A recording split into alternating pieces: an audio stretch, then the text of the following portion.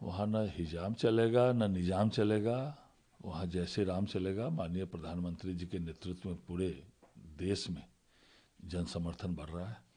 तो इस बार महाराष्ट्र में जो महानगर पालिका का चुनाव है, बीएमसी का चुनाव है, वहाँ भारतीय जनता पार्टी के नेतृत्व में एनडीए की सभी जगह प्रचंड बहुमत से जीत होने वाली है।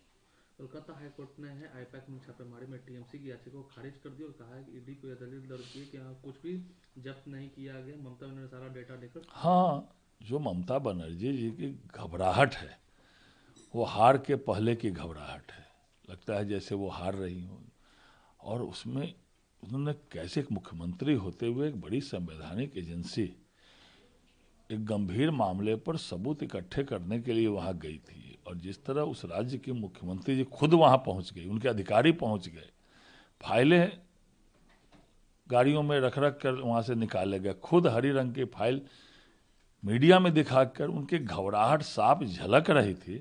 जैसे हार के पहले की जो घबराहट है वो साफ दिखाई पड़ रही थी, और कोर्ट ने भी स्टे देने से इनकार कर दिया है। तो निश्चित रूप से जो है कहीं ना कहीं गंभीर मामला है, और सरकारी काम में तो यह बाधा भी एक तरह से है। कोर्ट ने आईआरसीटीसी मामले में है लालू यादव उनके बेटे के खिलाफ सुनवाई पर रोक लगाने से इनकार कर दिया है। देखिए,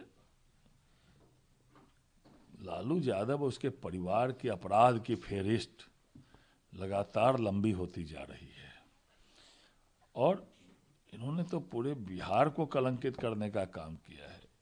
और अभी जो रोज नौकरी के बदले गरीबों की जमीन लिखवाई है, उसमें भी काफ़ी सबूत है, पूरा परिवार जो है उसमें फंसा हुआ है। और जो एजेंसी के पास सबूत है, जो कोर्ट ने प्रतिक्रिया दी है कि ये आपराधिक सिंडिकेट चला रहे हैं, एक तरह से राजनीति में आपराधिक सिंडिकेट चला रहे हैं, उसे लगता है आने वाले समय में इन लोगों को सजा होगी। और पूरे बिहार को इन लोगों ने काला टीका लगाने का काम किया है, कलंकित करने का काम किया है। तो आने वाले समय में तो इनकी हालत, इनके पूरे परिवार की हालत और बुरी होने वाली है। कल से नीतीश जी है फिर से बिहार में एक नई यात्रा समृद्धि यात्रा पर निकलने जा रहे हैं। लगातार माननीय मुख्यमंत्री जी प्रत्येक साल बिहार के विकास को देखने के लिए, बिहार की योजनाओं की समीक्षा करने के लिए, और क्या नई नई आवश्यकता है उसके लिए वो बिहार की यात्रा पर निकलते हैं। पिछले साल प्रगति यात्रा पर निकले थे, लगभग 50,000 करोड़ की योजनाओं को उन्होंने घोषणा की थी। उसमें से अधिकांश योजनाएं स्वीकृत होकर, निविदा होकर काम में हाथ भी लग गई है। और अब समृद्धि यात्रा पर निकले हैं, तो पूरे बिहार में प्रगति यात्रा में जो उन्होंने योजनाएं दी उसकी समीक्षा और योजनाओं की समीक्षा।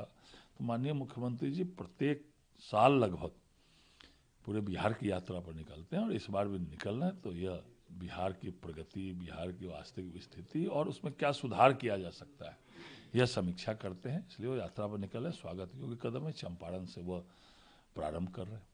डीएमके के सांसद दयानिधि मारन उन्होंने ये कहा है कि उत्तर भारत में महिलाएं सिर्फ किचन में काम करना और बच्चे पैदा देखिए, इन करना। लोग की मानसिक स्थिति खराब है। आज बिहार में के पुलिस विभाग में सबसे ज़्यादा, देश में सबसे ज़्यादा हमारी महिलाएं आज कानून व्यवस्था संभाल रही है। और आज बिहार की महिलाएं आईएएस हो, आईपीएस के मामले में पूरे देश में शासन चला रही है बिहार की महिलाएं।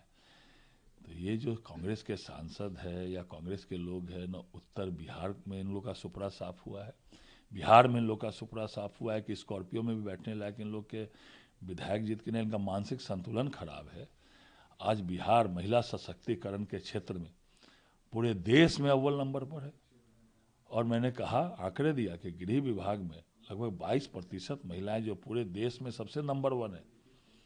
पुलिस विभाग संभाल रही है, बिहार की सुरक्षा का काम कर रही है। अब पूरे देश में बिहार की महिलाएं यूपीएससी में, चाहे आईएएस हो, आईपीएस हो, आज अव्वल दर्जे में पूरे देश में शासन सत्ता में बिहार की महिलाओं का अमूलचूल योगदान। अगर नाम गिनाते चले तो ऐसे सैकड़ों की संख्या में महिलाएं निकल जाएगी। इनका मानसिक संतुलन खराब है, इनको तो माफ़ी मांगनी चाहिए तुरंत।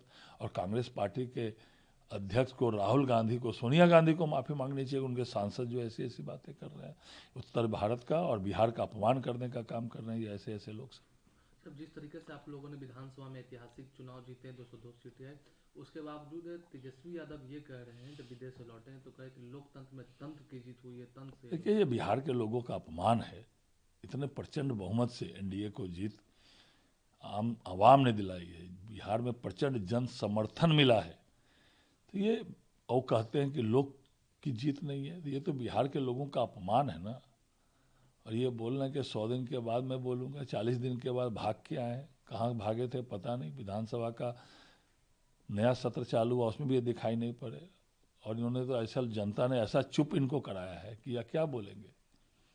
कलंक का टीका लगाए हैं पूरे बिहार पर। ये लोग जो है अपराध की जो फेरिस्ट है, अभी नौकरी के बदले ज़मीन घोटाला में भी इन लोगों का नाम आया है, तो ये लोग क्या बोलेंगे। इन लोगों के बोलने के लिए कुछ है?